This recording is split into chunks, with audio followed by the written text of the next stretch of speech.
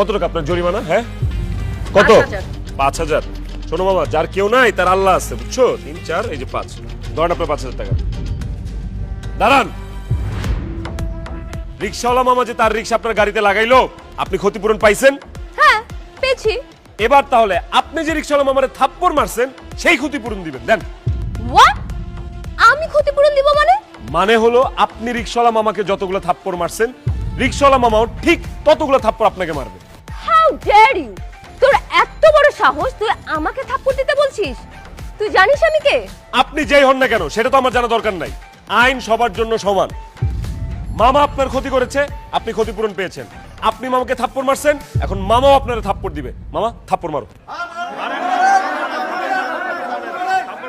ভাইজান, আমি গরিব মানুষ, তবে আমি মানুষের সম্মান করতে পারি। আমি এই মেয়ে মানুষের গায়ে হাত দিতে পারবো না। তবে উনি যদি কান ধরে উঠবেশ করে আর আমার কাছে মাপ চাই, তাহলে আমি উনারে মাপ করে দিতে পারি। রিকশালার বাচ্চা, তোর এত বড় সাহস, তুই আমাকে কান ধরে উঠবোস করতে বলতেছিস? অবশ্যই আপনি কান ধরে উঠবোস করবেন এবং রিক্সাওয়ালা মামার কাছে মাফ চাইবেন। ইম্পসিবল! আমি মরে গেলেও কান ধরে উঠবোস করব না, এই রিকশালার কাছে ক্ষমা চাবো না। আপনি কান ধরে উঠবোস করে ক্ষমা না চাওয়া পর্যন্ত এখান থেকে যেতে পারবেন না। যা খুশি তাই করুন, আমি কানে ধরে উঠবোস করতে পারবো না, মানে না। এই, দাঁড়ান দাঁড়ান দাঁড়ান দাঁড়ান, গাড়ি ভাঙতে হবে না প্লিজ, আপনাকে গাড়ি ভাঙবে না। ফাইন, আমি কান ধরে উঠবোস করব। শুরু করেন।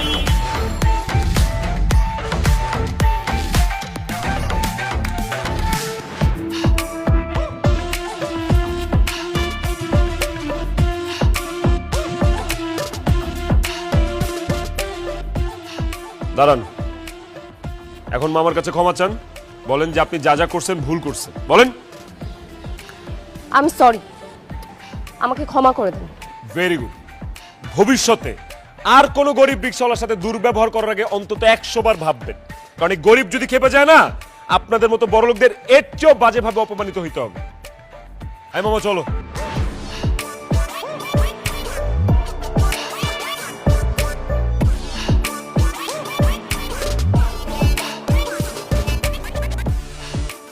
You bloody rascal! আমাকে এত বড় অপমান! আমি তোকে ছাড়বো না। ওয়ালাইকুম সালাম। সালাম, কিছু বলবো নাকি? কেউ? আমার ছেলে সুজন। আসসালামু আলাইকুম। ওয়ালাইকুম আসসালাম। ওর কথাই আমি আপনাকে বলছিলাম। ওর লেখাপড়া শেষ, গ্রাম থেকে চলে আসছে। আপনি যদি আপনার অফিসে স্যার ওর জন্য একটা চাকরির ব্যবস্থা করতেন তাহলে খুব উপকার হতো। তোমার সার্টিফিকেট এনেছো? জি স্যার, এই যে।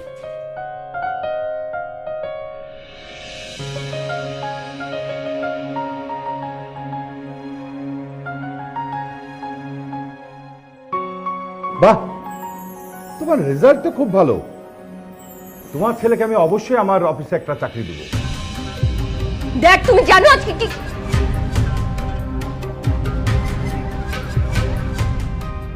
তুই? আপনি?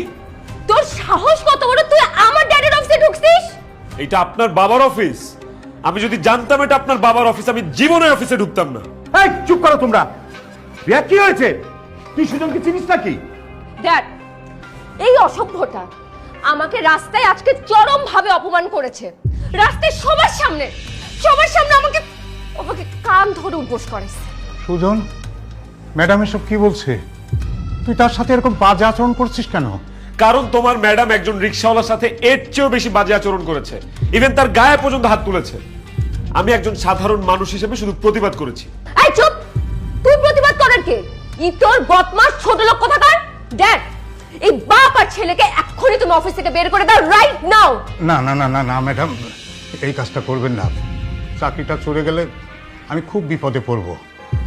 আমি আমার ছেলের হয়ে আপনার কাছ থেকে ক্ষমা চাচ্ছি, দয়া করে আপনি ক্ষমা করুন। বাবা প্লিজ, তুমি এই মেয়ের কাছে ক্ষমা চাবা না। আমরা দরকার পড়লে না খেয়ে থাকবো, গাছতলায় থাকবো, তারপরেও তোমার এই অফিসে চাকরি করার কোনো দরকার নেই। চলো তো। তুই চুপ কর, তোর একটা কথা বলবি না। ম্যাডাম, আপনাকে ক্ষমা করে দেন। আর আমি বলছি যে আমার চাকরি থেকে বাদ দেওয়ার পরিবর্তে আপনি যে শাস্তি দেবেন আমি সেই শাস্তিই মাথা পেতে নেব। ওকে, ঠিক আছে। আপনাদেরকে আমি একটা শর্তে মাফ করতে পারি। আপনার ছেলেকে আমার পার্সোনাল অ্যাসিস্ট্যান্ট হতে হবে।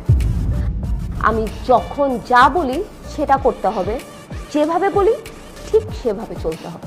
অসম্ভব, আমি আপনার মতো একটা অহংকারী মেয়ের পার্সোনাল অ্যাসিস্ট্যান্ট জীবনে হব না। বাবা চলো। সুজন, বাপরে, তুই কেন বুঝতে পারছিস না? তোর চাকরিটার খুব দরকার। আর চাকরি তো এখন সহজে পাওয়া যায় না রে বাবা। আমাদের কোনো টাকা নাই, পয়সা নাই। তুই চাকরিটা কর। তুই চাকরিটা পেলে আমাদের অনেক উপকার হবে। আমি যে বেতন পাই সেই বেতনে তোর সংসারটা কোনো মতো চলে। তোর মা অসুস্থ, তোর মার চিকিৎসার ব্যবস্থা হবে, আমাদের সংসারে একটু আর্থিক সহযোগিতা হবে। তুই